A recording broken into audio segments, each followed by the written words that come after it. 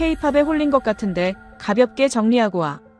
도쿄 명문고 인솔교사가 출발 전 학생들에게 한 말입니다. 한국 수학여행, 별거 없을 거라고 했습니다. 일본 우월주의로 똘똘 뭉친 엘리트 학생 32명이었습니다. 그런데 돌아온 학생들이 달라져 있었습니다. 일본이 발칵 뒤집어졌습니다. 한국 별 기대 안 한다고 했던 도쿄대 교수 아들이 귀국 후 말했습니다. 일본이 30년 동안 멈춰있는 동안 한국은 달리고 있었다. 인천공항 12년 연속 세계 1위. 하네다는 3위입니다. 한국 초고속 인터넷 속도 세계 1위. 일본은 12계단 아래입니다. 전교생 무료 급식, 국에 밥에 반찬 6가지에 과일에 우유까지. 일본 학생들은 오늘도 300엔짜리 빵을 삽니다. 도대체 무슨 일이 있었던 걸까요? 17살 일본 학생이 사흘 만에 깨달은 것. 일본이 30년 동안 보지 못한 것. 지금 공개됩니다. 한국 최고라고 댓글을 남겨주세요. 여러분의 구독과 좋아요는 아주 큰 힘이 됩니다. 아버지는 제가 짐을 싸는 걸 보며 한마디 하셨습니다. 한국? 뭘 보러 가냐? 일본이 가르쳐준 나라 아니냐? 저는 아무 대꾸도 하지 않았습니다. 아버지 말이 틀렸다고 생각하지 않았으니까요. 도쿄대 경제학과 교수가 하신 말씀입니다. 데이터로 세상을 보는 분이에요. 저도 그렇게 배웠고요. 저는 다카하시 유우타입니다. 도쿄 세이케이 학원 2학년이고요. 학년 석등, 도쿄대 법학부가 목표입니다. 어머니는 전직 외교관이시고 지금은 싱크탱크 연구원으로 일하세요. 이번에 학교 프로젝트로 한국에 가게 됐습니다. 동아시아 비교문화 연구라는 이름이 붙었지만 솔직히 별 기대는 안 했어요. 삼성 휴대폰이나 보고 K-팝 좀 구경하고 오는 거겠거니 했죠. 같은 반 친구 32명이 함께 갔습니다. 인솔 선생님 세 분도 비슷한 생각이셨어요. 출발 전날 오리엔테이션에서 선생님이 이렇게 말씀하셨거든요. 한국은 빠르게 성장한 나라지만 일본과는 역사가 다릅니다. 일본의 우수성을 재확인하는 기회로 삼으세요. 저는 고개를 끄덕였습니다. 비행기에서 저는 법학 노트를 폈습니다. 사흘을 허비하고 싶지 않았어요. 친구 켄지가 옆에서 만화책을 보고 있었지만 저는 신경 쓰지 않았습니다. 2시간 30분 비행 끝에 인천공항에 도착했습니다. 입국장으로 향하는 통로를 걸으며 주변을 둘러봤습니다. 깨끗하긴 했어요. 하지만 하네다 공항도 깨끗합니다. 별다를 게 없어 보였죠. 입국 심사장 앞에 도착했습니다. 사람들이 줄을 서 있었어요. 200명쯤 됐을까요? 저는 속으로 생각했습니다. 줄서기는 일본도 하는데. 그런데 입국 심사대로 다가가는 순간 뭔가 이상했습니다. 줄이 너무 빨리 움직였어요.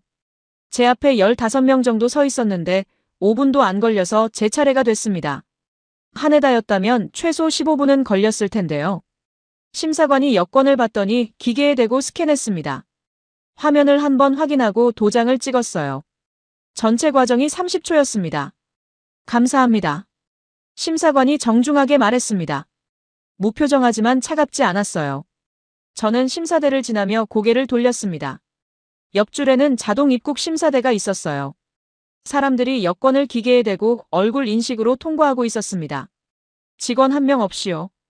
일본 공항에도 자동 심사대가 있긴 합니다. 하지만 이렇게 많지도 않고 이렇게 빠르지도 않아요. 수화물 찾는 곳으로 향했습니다. 컨베이어 벨트가 이미 돌고 있었고 사람들이 가방을 찾고 있었어요. 제 가방이 나왔습니다.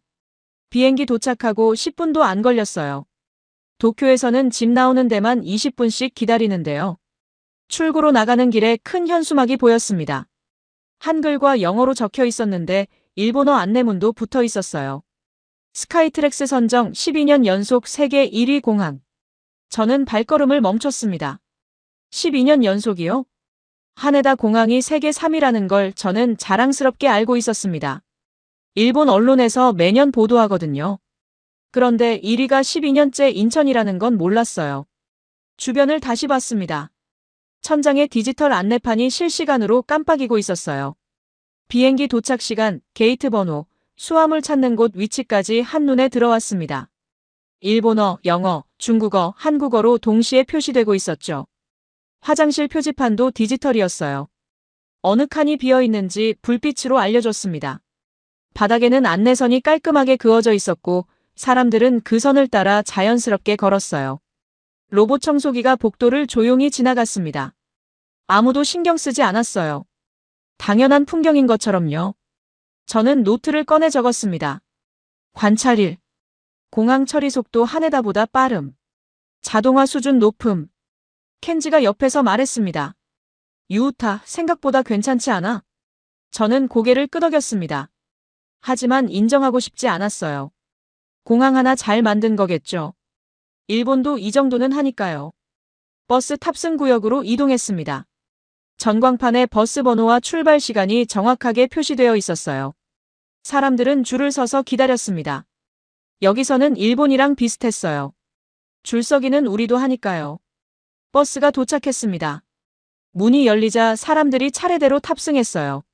밀치거나 서두르지 않았습니다. 저는 창가 자리에 앉았습니다.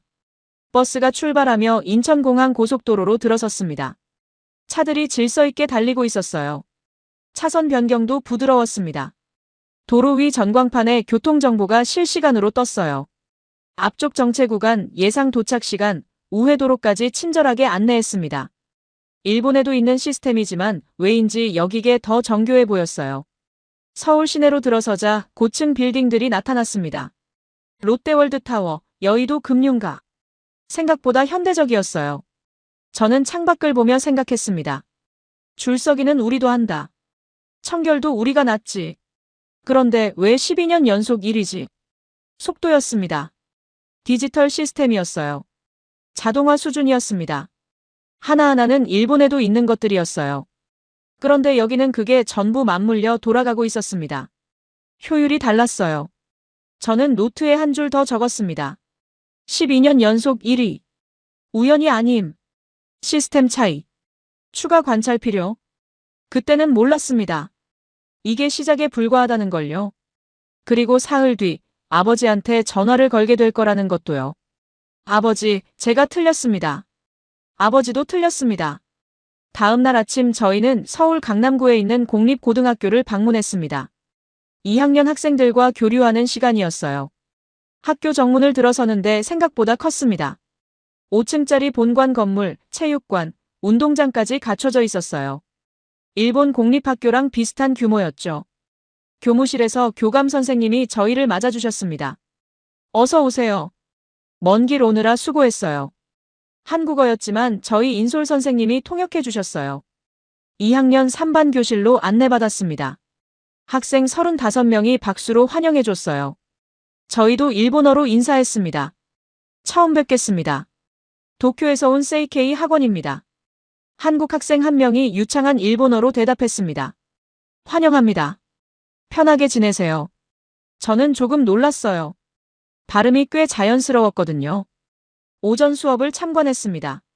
수학 시간이었는데 선생님이 문제를 칠판에 적고 학생들에게 물었어요. 어떻게 풀면 될까요? 여러 학생이 손을 들었습니다. 한 학생이 일어나서 자기 생각을 설명했어요. 그런데 답이 틀렸습니다. 일본이었다면 선생님이 틀렸다고 지적하거나 다른 학생들이 웃었을 거예요. 하지만 여기서는 달랐습니다. 선생님은 좋은 시도였다고 말하며 어느 부분을 다르게 생각해 볼 수 있을지 물었어요. 다른 학생들도 함께 고민하는 표정이었습니다. 또 다른 학생이 손을 들어 다른 방법을 제시했습니다.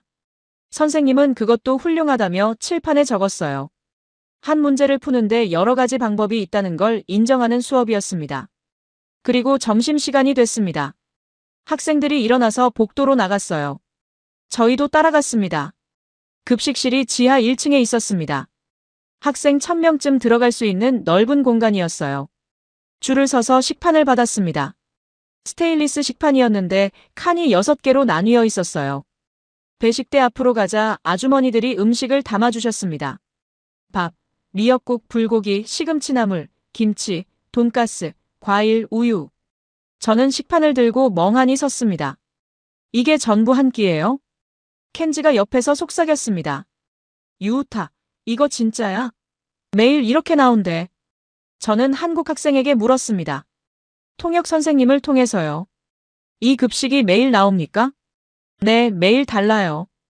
월요일은 카레, 화요일은 찌개, 수요일은 비빔밥 이런 식으로요. 비용은 얼마입니까? 한국 학생이 고개를 갸웃했습니다. 무료예요. 고등학교까지는 전부 무료고요. 무료요? 저는 다시 식판을 내려다봤습니다. 일본에서 저는 매일 도시락을 싸왔습니다. 어머니는 외교관이셨습니다. 해외 출장이 잦은 분이셨는데도 매일 새벽 6시에 일어나 도시락을 싸주셨습니다. 저는 그게 당연한 줄 알았습니다. 부모가 해야 하는 일이라고 생각했습니다. 학교에서 급식을 주는 곳도 있긴 합니다. 하지만 비용을 내야 하고 메뉴도 빵이나 우동 정도였어요. 그런데 여기는 국밥, 반찬 6가지, 과일, 우유까지 전부 무료라고요? 자리에 앉아서 식사를 시작했습니다. 미역국이 뜨거웠어요. 불고기는 달콤하면서 짭짤했고 시금치나물은 고소했습니다. 맛있었어요. 한국 학생이 옆에 앉으며 말했습니다. 입에 맞으세요? 네, 맛있습니다. 다행이에요. 오늘 메뉴가 괜찮거든요. 저는 물었습니다. 이 급식 시스템은 언제부터 시작됐습니까? 초등학교 때부터요. 중학교, 고등학교까지 쭉 무료예요. 당연한 거 아니에요? 일본은 안 그래요? 저는 대답하지 못했습니다. 당연한 거라고요? 식사를 마치고 급식실을 나오는데 벽에 포스터가 붙어 있었어요. 영양사 선생님 사진과 함께 이런 문구가 적혀 있었습니다. 성장기 아이들에게 균형 잡힌 식사는 국가의 책임입니다. 저는 그 문구 앞에서 한참을 섰습니다. 국가의 책임이라고요. 오후 수업이 끝나고 저희는 학교 안내를 받았습니다. 도서관, 과학실, 음악실을 둘러봤어요. 저녁 6시쯤 다시 급식실로 갔습니다. 저녁 식사 시간이었어요. 저녁 메뉴는 김치찌개, 밥, 계란말이, 콩나물 무침이었습니다. 점심과 마찬가지로 무료였어요. 식사를 마치고 한국 학생이 말했습니다. 밤 9시부터 자율학습 시작해요. 그때까지 근처 돌아보고 오세요. 인솔 선생님이 말씀하셨습니다. 오늘 저녁에는 한국 학생들의 야간 자율학습을 견학합니다. 지금은 학교 근처를 돌아보고 9시에 다시 모이겠습니다. 저희는 학교 밖으로 나갔습니다. 근처 편의점도 가고 카페도 갔어요. 저녁 9시에 다시 학교로 돌아왔습니다. 어두운 거리를 지나는데 학교 건물 창문마다 불이 켜져 있었어요. 학교에 들어갔습니다. 경비 아저씨가 반갑게 맞아주셨어요. 복도를 걸었습니다. 교실마다 불빛이 새어나왔어요. 2학년 3반 앞에 섰습니다. 문에 작은 유리창이 있어서 안을 들여다봤어요. 학생들이 책상에 앉아 조용히 공부하고 있었습니다. 35명 전부요. 어떤 학생은 수학 문제를 풀고 있었고 어떤 학생은 영어 단어를 외우고 있었어요. 어떤 학생은 책을 읽고 있었습니다. 아무 소리도 들리지 않았어요. 연필 소리만 사각사각 났습니다. 저는 시계를 봤습니다. 밤 9시 10분이었어요. 일본 학교는 오후 4시면 끝납니다. 학원 가는 학생들도 있고 집에 가는 학생들도 있어요. 도서관에 남아서 공부하는 학생도 있긴 하지만 많지 않습니다. 그런데 여기는 밤 9시인데 교실 전체가 남아서 공부하고 있었어요. 한국 담임 선생님이 저희를 조용히 안내했습니다. 교실 뒤쪽 문을 살짝 열고 들어갔어요. 학생들이 잠깐 고개를 들어 인사했습니다. 그리고 다시 공부에 집중했어요. 저희는 교실 뒤에 서서 지켜봤습니다. 한 학생이 문제를 풀다가 막힌 것 같았어요. 고민하더니 작은 쪽지에 뭔가 적어서 옆 친구에게 넘겼습니다. 쪽지를 받은 친구가 읽고 자기 노트에 답을 적어서 다시 넘겨줬어요. 질문한 학생이 고개를 끄덕이며 감사하다는 제스처를 보냈습니다. 말 한마디 없이요. 친구들끼리 서로 가르쳐주고 있었습니다. 조용히요. 저는 통역 선생님을 통해 작은 목소리로 물었습니다. 강제입니까? 담임 선생님이 속삭였습니다. 아니요. 원하는 학생만 남는 건데 거의 다 남아요. 친구들이 다 하니까 같이 하는 거죠. 몇 시까지 합니까? 밤 10시까지요. 밤 10시까지요? 저는 교실을 다시 둘러봤습니다. 35명 전부가 집중하고 있었어요. 피곤해 보이지 않았습니다. 시계를 봤습니다. 밤 9시 50분이었어요. 10시가 됐습니다. 학생들이 책을 정리하기 시작했어요. 조용히 가방을 챙기고 교실을 나섰습니다. 복도에서 한 학생이 전등을 끄며 뒤를 돌아봤어요. 책상이 정리되어 있는지 확인하고 문을 닫았습니다. 저희도 학생들과 함께 학교를 나왔습니다. 복도에 나오자 학생들이 조금씩 이야기를 시작했어요. 내일 수학 시험인데 오늘 정리 잘했다. 응, 덕분에 이해했어. 고마워. 한국 학생 몇 명이 저희에게 물었습니다. 지하철로 돌아가세요? 네. 저희도 같은 방향이에요. 같이 가요. 지하철역까지 함께 걸었습니다. 학생들은 피곤해 보이지 않았어요. 오히려 밝은 표정이었습니다. 지하철역에 도착했습니다. 밤 10시 40분쯤이었어요.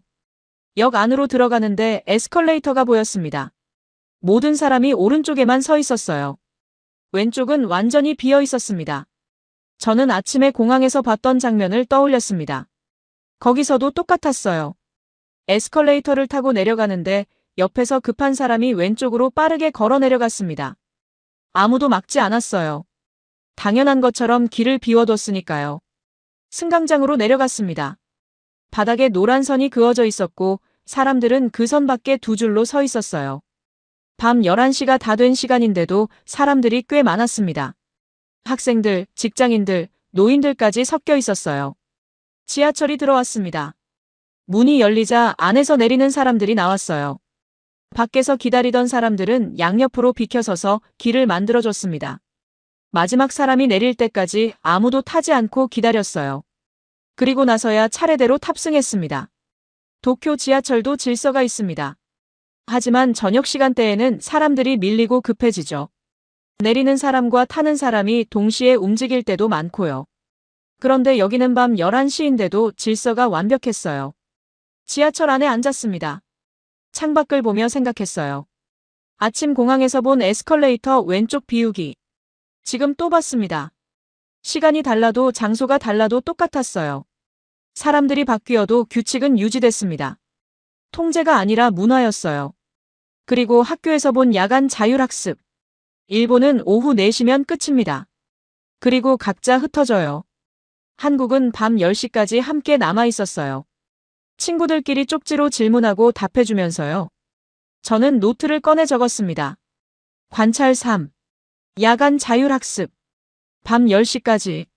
전원 자발적 참여. 서로 돕는 문화. 관찰 4. 지하철 배려. 에스컬레이터 왼쪽 비우기. 시간 무관. 장소 무관. 문화로 정착. 그리고 한 줄을 더 적었습니다. 한국이 반도체에서 일본을 추월한 이유를 알 것 같다. 호텔에 돌아왔습니다. 샤워를 하고 침대에 누웠어요. 천장을 보며 생각이 정리됐습니다. 아버지 말씀이 자꾸 떠올랐어요. 일본이 가르쳐준 나라. 그런데 지금 제가 본 건 뭡니까? 12년 연속 세계 1위 공항. 전교생 무료 급식. 밤 10시까지 이어지는 자율학습. 에스컬레이터 왼쪽 비우기. 일본이 가르쳐준 게 아니었습니다. 한국이 스스로 만든 거였어요. 이틀 동안 본 것들이 우연이 아니라는 걸 알았습니다. 시스템이 아니라 사람이었어요. 셋째 날 아침 저희는 경복궁으로 갔습니다. 정문인 광화문을 지나 안으로 들어갔어요. 궁궐이 생각보다 컸습니다. 넓은 마당, 정갈한 건물들, 뒤로 보이는 산까지. 도쿄 황궁과는 다른 느낌이었어요. 화려하지 않았지만 단정했습니다. 품위가 있었어요. 인정하기 싫었지만 아름다웠습니다. 점심부터 저녁까지는 명동 자유시간이었어요. 명동거리는 사람들로 가득했습니다. 화장품 가게, 옷가게 사이로 길거리 음식 가판대가 보였어요. 떡볶이, 김밥, 호떡, 핫도그. 냄새가 좋았습니다. 켄지가 말했습니다. 유우타, 저거 먹어볼까? 떡볶이 가판대 앞에 섰습니다. 빨간 소스에 떡이 끓고 있었어요. 2,500원이었습니다. 하나 시켜서 켄지랑 나눠 먹었어요. 젓가락으로 떡을 집어 입에 넣었습니다. 매웠습니다. 아주 매웠어요. 눈물이 날 정도였습니다. 그런데 손이 멈추지 않았어요. 계속 먹었습니다. 매운데 달콤하고 짭짤했거든요. 자꾸 손이 갔어요. 켄지도 눈물을 흘리면서 먹고 있었습니다. 유우타, 매운데 왜 자꾸 먹게 되지? 저도 같은 생각이었습니다. 도쿄에도 타코야키, 오코노미야키가 있습니다. 하지만 이렇게 자극적이지 않아요. 부드럽고 순하죠. 한국 음식은 달랐습니다. 강렬했어요. 혀를 자극했고 중독성이 있었습니다. 김밥도 사 먹었습니다. 1,500원. 단무지, 당근, 시금치, 햄, 계란이 김으로 쌓여 있었어요. 일본 김밥이랑 비슷해 보였는데 맛은 완전히 달랐습니다. 참기름 향이 강했고 밥에 간이 배어 있었어요. 한 줄을 다 먹었습니다. 배가 불렀어요. 켄지가 계산했습니다. 떡볶이 2,500원, 김밥 1,500원. 합쳐서 4,000원인데 배불러. 저는 속으로 계산했습니다. 4,000원. 일본 돈으로 400엔쯤 되죠. 도쿄에서 점심 먹으려면 1,000엔은 들어요. 그런데 여기는 400엔으로 배가 불렀습니다. 게다가 맛도 좋았어요. 뭔가 이상했습니다. 저녁 시간이 됐습니다. 오늘은 한국 가정집 홈스테이 식사였어요. 저는 켄지와 친구 둘이랑 함께 강남구 아파트로 갔습니다. 50대쯤 되는 어머니가 문을 열어주셨어요. 식탁에 음식이 차려져 있었습니다. 삼계탕, 김치, 깍두기, 나물 반찬 3가지. 앉으세요. 많이 드세요. 어머니가 일본어로 말씀하셨습니다. 삼계탕 그릇을 받았습니다. 닭 한 마리가 통째로 들어가 있었어요. 김이 모락모락 났습니다. 숟가락으로 국물을 떠서 마셨습니다. 진했습니다. 닭육수가 진하고 고소했어요. 인삼향도 났고요. 닭고기를 뜯었습니다. 부드러웠어요. 뼈에서 쉽게 떨어졌고 살이 촉촉했습니다. 저는 숟가락을 멈추고 생각했습니다. 일본 가정식은 간이 약합니다. 된장국, 생선구이, 밥. 담백하고 깔끔하죠. 그런데 한국 가정식은 완전히 달랐어요. 풍미가 강했습니다. 간도 확실했고 재료가 푸짐했어요. 한 그릇을 비웠습니다. 어머니가 물으셨습니다. 맛있어요? 네, 정말 맛있습니다. 다행이에요. 우리 때는 못 먹고 살았어요. 밥 먹기도 힘들었죠. 그래도 음식만큼은 정성껏 만들었어요. 적게 먹어도 제대로 먹자, 그렇게 살았거든요. 통역 선생님이 통역해 주셨어요. 저는 젓가락을 내려놓았습니다. 못 먹고 살았다고요? 어제 학교 급식이 떠올랐습니다. 국밥, 반찬 6가지, 과일, 우유. 전교생 무료. 성장기 아이들에게 균형 잡힌 식사는 국가의 책임입니다. 배고픔을 겪은 세대가 만든 시스템이었어요. 아이들만큼은 굶기지 않겠다는. 그리고 지금 이 삼계탕도 그런 정신에서 나온 거였습니다. 적게 먹어도 제대로 먹자. 저는 뭔가 깨닫기 시작했습니다. 이게 우연이 아니라는 걸요. 공항, 급식, 야간 자율학습, 지하철, 그리고 음식. 모든 게 연결되어 있었어요. 식사를 마치고 인사를 드렸습니다. 집을 나와 거리를 걸었습니다. 켄지가 말했습니다. 유우타, 한국 음식 진짜 맛있다. 도쿄 돌아가도 계속 생각날 것 같아. 저는 대답하지 않았습니다. 음식만 생각나는 게 아닐 것 같았거든요. 호텔로 돌아와서 노트를 펼쳤습니다. 관찰호. 길거리 음식. 4,000원으로 배불림. 도쿄는 1,000엔 필요. 매운맛 중독성. 강렬함. 관찰 6. 가정식. 삼계탕. 닭 통째로. 풍미 강함. 푸짐함. 가난했던 시절에도 음식만큼은 제대로. 그리고 펜을 들고 한참을 망설이다가 적었습니다. 모든 게 연결되어 있다. 우연이 아니다. 뭔가 근본적으로 다른 게 있다. 창밖을 내다봤습니다. 내일은 판교를 간다고 했어요. IT 기업들을 본다고요. 저는 불안했습니다. 거기서 또 뭘 보게 될까요? 그리고 그걸 보고 나면 저는 어떻게 될까요? 넷째 날 오후 저희는 판교로 향했습니다. 버스 안에서 가이드가 말했어요. 판교 테크노밸리입니다. 한국 IT 기업들이 모여 있는 곳이에요. 판교에 도착했습니다. 유리 건물들이 줄지어 서 있었어요. 깨끗했습니다. 현대적이었고요. 네이버 본사였습니다. 로비로 들어갔어요. 넓었습니다. 벽면 전체가 스크린이었고 실시간 검색어가 흘러가고 있었어요. 회의실로 안내받았습니다. 젊은 직원이 저희를 맞았어요. 20대 후반쯤 되어 보였습니다. 안녕하세요. 네이버 개발팀 김민준입니다. 통역 선생님이 통역했어요.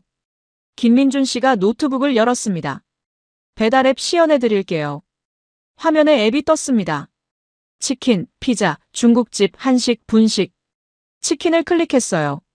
주변 치킨집이 쭉 나왔습니다. 리뷰, 별점, 배달 시간까지 전부 표시됐어요. 하나를 선택했습니다. 메뉴를 골랐어요. 결제 버튼을 눌렀습니다. 주문 완료. 3분 걸렸습니다. 김민준 씨가 말했어요. 배달은 보통 30분 안에 도착해요. 실시간으로 배달원 위치도 확인할 수 있고요. 3분 주문, 30분 배달이요? 저는 물었습니다. 일본에도 배달 앱이 있습니다. 하지만 이렇게 빠르지 않은데요. 김민준 씨가 웃었습니다. 한국은 빠른 게 기본이에요. 느리면 별점 낮아지고 주문 안 들어오거든요. 다음은 지하철 앱이었습니다. 실시간으로 지하철 위치 확인되고요. 몇 분 후 도착, 몇 호 칸이 덜 붐비는지까지 나와요. 화면에 지하철 노선도가 떴어요. 강역마다 도착 시간이 초 단위로 표시됐습니다. 2호선 3분 45초 후 도착. 믿을 수 없었습니다. 일본도 지하철 앱 있지만 이 정도로 정확하진 않습니다. 제가 말했어요. 김민준 씨가 대답했습니다. 인터넷 속도가 빠르니까 가능한 거예요. 한국은 전국 어디서나 무료 와이파이 됩니다. 전국 어디서나요? 산속에서도요? 네, 웬만한 곳은 다 돼요. 지하철 안에서도 영상 스트리밍 끊김 없어요. 저는 할 말을 잃었습니다. 도쿄 지하철 안에서 인터넷 연결이 끊기는 건 일상입니다. 터널 구간 들어가면 아예 안 되죠. 회의실을 나와 건물을 둘러봤습니다. 엘리베이터 앞에 키오스크가 있었어요. 카페 주문용이었습니다. 화면을 터치하면 메뉴가 나오고 결제하면 번호표가 나왔어요. 직원 한 명 없이요. 일본에도 키오스크 있지만 이렇게 많진 않은데요. 켄지가 말했습니다. 가이드가 대답했어요. 한국은 키오스크가 기본이에요. 식당도 카페도 심지어 편의점도 무인 계산대 많아요. 카카오 본사로 이동했습니다. 거기서도 비슷한 설명을 들었어요. 모바일 결제, 택시 앱, 배달 앱, 지도 앱. 모든 게 앱으로 연결되어 있었습니다. 직원이 말했습니다. 한국 사람들은 지갑 안 들고 다녀요. 휴대폰 하나면 전부 해결되거든요. 저는 제 지갑을 만졌습니다. 현금, 신용카드, 교통카드, 학생증. 다 들어있었어요. 일본에서는 필수입니다. 휴대폰만으로는 안 되거든요. 견학이 끝나고 버스로 돌아왔습니다. 저는 창밖을 보며 생각했어요. 일본은 어떻습니까? 아버지 연구실에는 아직도 팩스가 있습니다. 서류는 종이로 출력해서 도장 찍어야 하고요. 회의할 때 프로젝터가 안 되면 종이 유인물 돌립니다. 인터넷 속도도 한국보다 느려요. 지하철 안에서는 와이파이 안 됩니다. 그런데 한국은요? 3분 주문, 30분 배달. 전국 무료 와이파이. 키오스크 기본 설치. 휴대폰 하나로 모든 게 해결. 차원이 달랐습니다. 호텔로 돌아왔습니다. 노트를 펼쳤어요. 관찰 7. IT 인프라. 배달앱 3분 주문 30분 도착. 전국 무료 와이파이. 지하철 안영상 끊김 없음. 키오스크 보편화. 모바일 결제 일상화. 그리고 펜을 들고 한참을 망설였습니다. 적어야 할까요? 적고 싶지 않았어요. 하지만 적었습니다. 일본이 뒤처졌다. 10년은 뒤처진 것 같다. 손이 떨렸습니다. 저는 도쿄대 교수 아들입니다. 일본이 최고라고 배웠어요. 기술 강국 일본. 선진국 일본. 그런데 지금 제가 본 건 뭡니까? 한국이 앞서 있었습니다. 공항, 급식, 야간 자율학습, 음식, IT. 하나하나는 우연일 수 있어요. 하지만 전부 합치면요? 우연이 아닙니다. 시스템입니다. 문화입니다. 국가 전체가 움직인 결과입니다. 가이드가 말했었어요. IMF 위기 후 IT에 국가 총력 투자했어요. 위기를 기회로 만든 거였습니다. 일본은 그 시간에 뭘 했습니까? 잃어버린 30년이라고 하죠. 한국은 도약했고 일본은 멈춰 있었습니다. 저는 노트를 덮었습니다. 침대에 누웠어요. 내일은 한강공원을 간다고 했습니다. 더 이상 보고 싶지 않았어요. 하지만 피할 수 없었습니다. 이미 시작됐으니까요. 제가 믿었던 모든 게 흔들리고 있었습니다. 5째 날 저녁이었습니다. 오늘 일정은 한강공원이었어요. 솔직히 가고 싶지 않았습니다. 더 이상 보고 싶지 않았거든요. 하지만 버스는 이미 출발했고 저는 창밖만 바라봤습니다. 밤 10시쯤 한강공원에 도착했습니다. 어두웠어요. 당연하죠. 밤 10시니까요. 일본이었다면 공원은 이미 문을 닫았을 시간입니다. 도쿄 공원들은 저녁 7시면 폐쇄돼요. 늦어도 8시에는 사람이 없습니다. 그런데 한강공원은 달랐습니다. 사람들이 가득했어요. 조깅하는 사람들이 보였습니다. 여성들도 많았어요. 혼자 달리는 여성들도 있었고요. 자전거 타는 커플들이 지나갔습니다. 텐트를 친 가족들도 있었어요. 아이들이 뛰어놀고 있었습니다. 편의점에서 산 치킨과 맥주를 먹는 사람들도 보였어요. 밤 10시입니다. 공원입니다. 사람들이 이렇게 많습니다. 저는 주변을 둘러봤습니다. 경찰이 보이지 않았어요. 경비원도 없었습니다. 그런데 사람들은 자유롭게 있었습니다. 여고생 서너 명이 웃으며 걸어갔어요. 밤 10시가 넘었는데 여고생들만 걸어다니고 있었습니다. 도쿄였다면요? 부모들이 허락하지 않을 겁니다. 위험하니까요. 공원은 해지면 가지 말라고 하죠. 그런데 여기서는 여고생들이 편하게 웃으며 걸어다녔어요. 무섭지 않은 것 같았습니다. 저는 벤치에 앉았습니다. 한강 다리에 불이 켜져 있었어요. 예뻤습니다. 가이드가 옆에 왔습니다. 한강 좋죠? 네. 이 땅이 60년 전 전쟁터였어요. 저는 가이드를 봤습니다. 전쟁터요? 네. 한국 전쟁 때 이 근처가 격전지였어요. 사람들이 많이 죽었죠. 지금은 시민 모두의 공원이에요. 저는 다시 한강을 봤습니다. 전쟁터였다고요? 지금은 사람들이 치킨 먹고 자전거 타고 조깅하는 곳인데요. 60년 전에는 전쟁터였다고요? 어떻게 이렇게 바뀔 수 있습니까? 저는 생각했습니다. 60년 전 한국은 세계 최빈국이었어요. 가이드가 그랬습니다. 1인당 국민소득 79달러, 문맹률 78%. 그런데 지금은요? 12년 연속 세계 1위 공항, 무료 급식, 밤 10시까지 야간 자율학습, 전국 무료 와이파이, 그리고 밤 10시에도 안전한 공원. 60년 만에 여기까지 왔습니다. 저는 숨이 막혔습니다. 일본은 그 시간에 뭘 했습니까? 전쟁 후 일본도 가난했어요. 하지만 일본은 더 일찍 시작했습니다. 미국 도움도 받았고요. 그런데 지금은요? 공항은 한국이 1위, IT는 한국이 10년 앞섰고, 교육은 한국이 더 체계적이고, 일본은 멈춰 있었습니다. 한국은 달렸고요. 저는 벤치에서 일어났습니다. 더 이상 앉아 있을 수 없었어요. 걸었습니다. 한강변을 따라서요. 사람들이 계속 보였어요. 데이트하는 커플들, 친구들끼리 수다 떠는 대학생들, 산책하는 노인들. 모두 편안해 보였습니다. 밤 11시가 다 됐는데도요. 도쿄였다면 집에 가야 할 시간입니다. 위험하니까요. 그런데 여기는 달랐어요. 안전했습니다. 자유로웠고요. 저는 멈춰 섰습니다. 왜 한국은 됐고 일본은 안 됐을까요? 왜 한국은 60년 만에 여기까지 왔고 일본은 30년째 제자리일까요?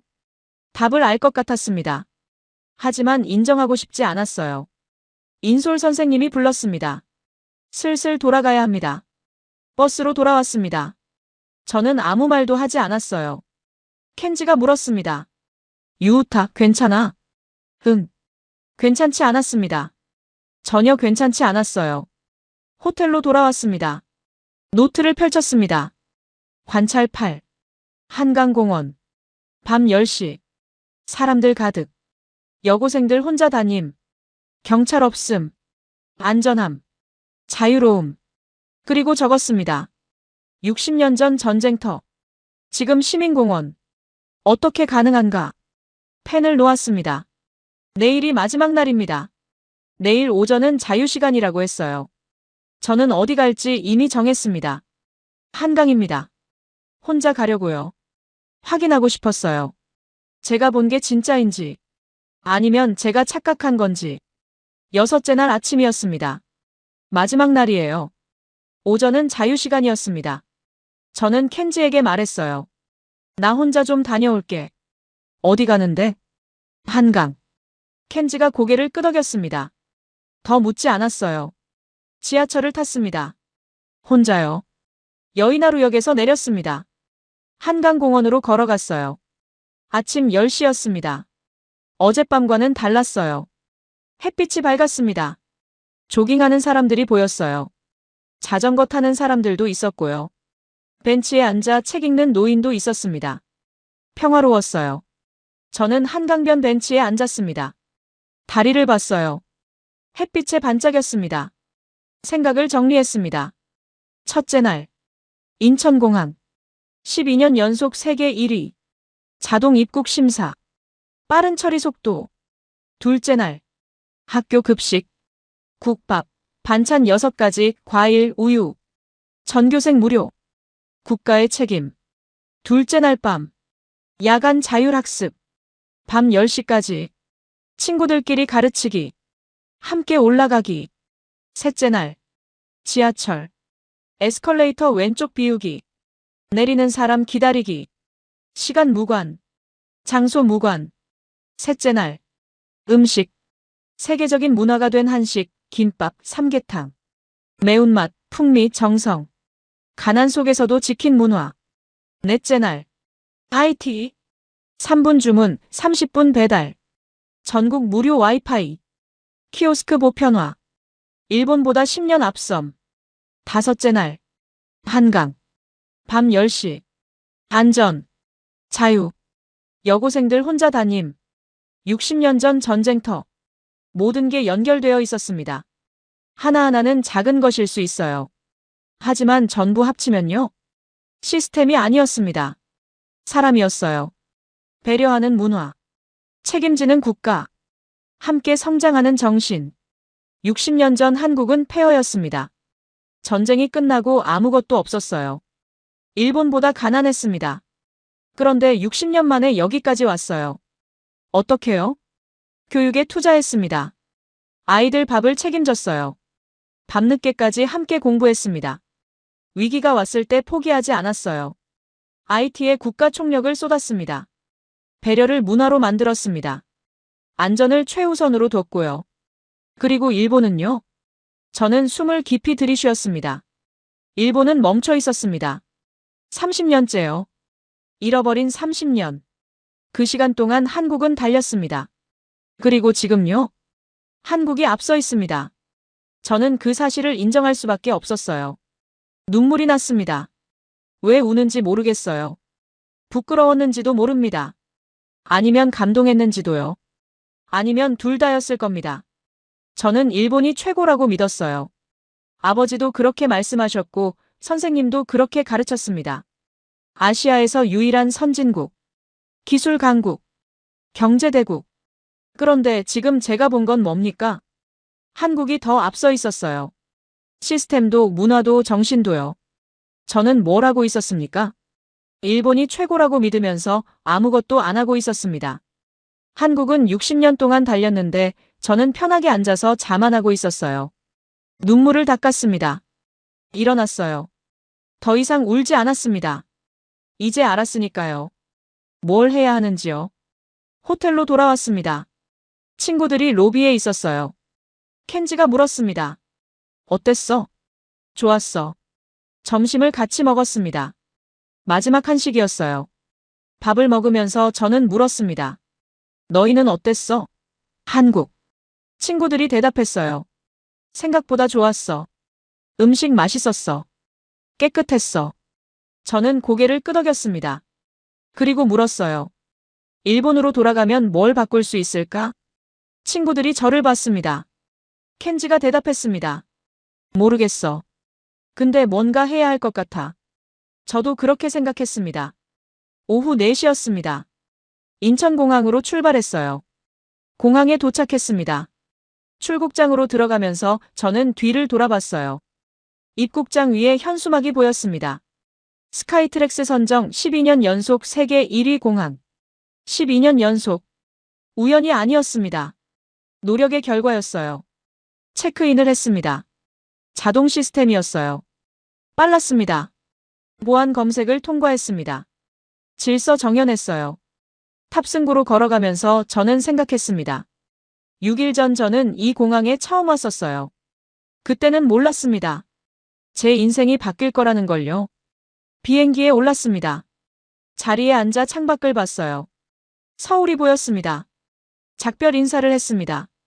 고맙습니다. 한국. 제게 보여줘서요.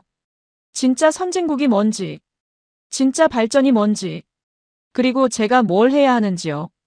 비행기가 이륙했습니다. 도쿄로 돌아갑니다. 하지만 저는 6일 전에 제가 아니었어요. 완전히 달라져 있었습니다. 나리타 공항에 도착했습니다. 입국 심사를 기다렸어요. 줄이 길었습니다. 30분쯤 걸렸어요. 저는 아무 말 하지 않았습니다. 하지만 생각했어요. 인천공항은 5분이었는데 짐을 찾았습니다. 20분 걸렸어요. 인천공항은 10분이었는데 집으로 가는 전철을 탔습니다. 도쿄 거리가 낯설게 느껴졌어요. 왜 이렇게 느릴까요? 왜 이렇게 복잡할까요? 6일 만에 제 눈이 바뀌어 있었습니다. 일주일 후 학교에서 발표회가 있었습니다. 한국 수학여행 보고서 발표였어요.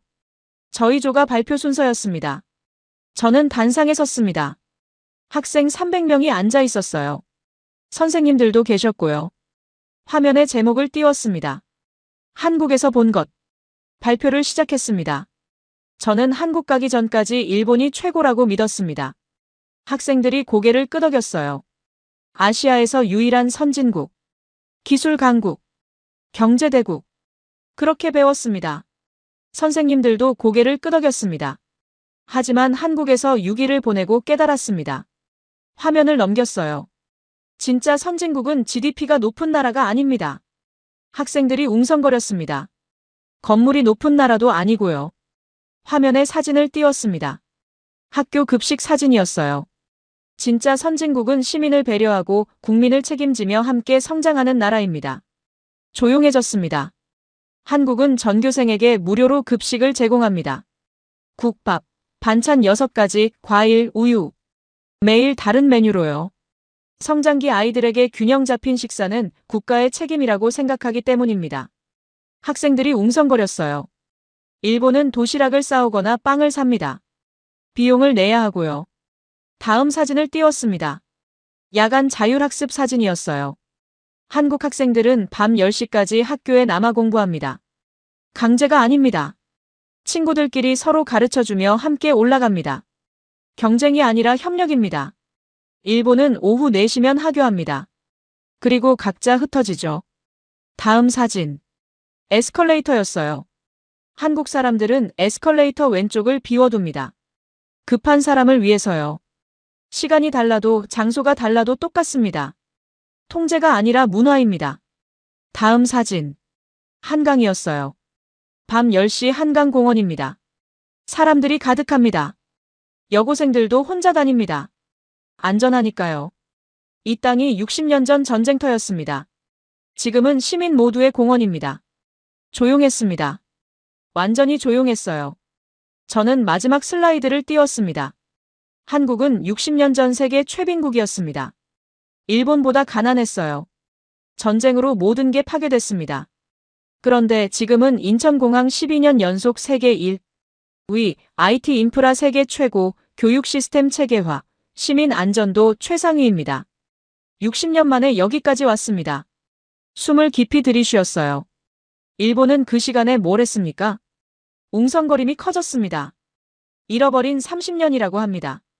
한국이 달리는 동안 일본은 멈춰 있었습니다. 선생님 한 분이 일어섰어요. 다카하시군, 지나친 자학입니다. 저는 고개를 저었습니다. 자학이 아닙니다. 사실입니다. 제가 직접 봤습니다. 일본이 여전히 좋은 나라입니다. 하지만 한국한테 배울 게 많습니다. 배려, 책임, 협력. 일본이 잃어버린 것들입니다. 발표가 끝났습니다. 박수는 없었어요. 조용했습니다. 저는 단상에서 내려왔습니다. 다음 날 일이 터졌습니다. 발표 영상이 SNS에 올라갔어요. 누가 찍어서 올린 겁니다. 조회수가 폭발했습니다. 하루 만에 100만. 이틀 만에 500만. 댓글이 달렸어요. 배신자다. 일본 학생이 일본을 욕하다니. 용기 있다. 사실을 말한 것뿐이다. 한국한테 돈 받았나? 저 학생 말이 맞다. 일본은 변해야 한다. 찬반이 격렬했습니다. 그리고 집으로 돌아온 날이었습니다. 아버지가 거실에 앉아 계셨어요. 저는 가방을 내려놓고 아버지 앞에 섰습니다. 아버지, 앉아라. 앉았습니다. 아버지가 물으셨어요. 내가 본 게 사실이냐? 네. 과장 없이? 과장 없습니다. 아버지는 한참을 침묵하셨습니다. 그리고 말씀하셨어요. 내가 틀렸구나. 저는 눈을 들었습니다. 아버지가 계속 말씀하셨어요. 일본이 가르쳐준 나라라고 했지. 미안하다. 내가 몰랐다. 아버지, 내가 본 게 맞다. 일본도 배워야 한다. 한국한테. 저는 고개를 숙였습니다. 눈물이 날 것 같았어요. 아버지가 물으셨습니다. 앞으로 뭘 할 거냐? 저는 대답했습니다. 한일 관계를 공부하겠습니다. 한국어도 배우고요. 두 나라가 서로 배우는 다리 역할을 하고 싶습니다. 아버지가 고개를 끄덕이셨어요. 그래라. 아버지가 돕겠다. 다음 날부터 저는 한국어 공부를 시작했습니다. 온라인 강의를 들었어요. 어려웠지만 재밌었습니다. 켄지도 같이 시작했어요. 나도 한국 다시 가고 싶어. 저도 그랬습니다. 6일로는 부족했어요. 더 보고 싶었습니다. 더 배우고 싶었고요. 석 달 후였습니다. 한글로 짧은 글을 쓸 수 있게 됐어요. 첫 문장을 적었습니다. 감사합니다, 한국. 제게 보여줘서. 그리고 다짐했습니다. 언젠가 다시 가겠습니다. 그때는 한국어로 말하겠습니다. 고맙다고요. 그리고 배우고 싶다고요. 더 많이요.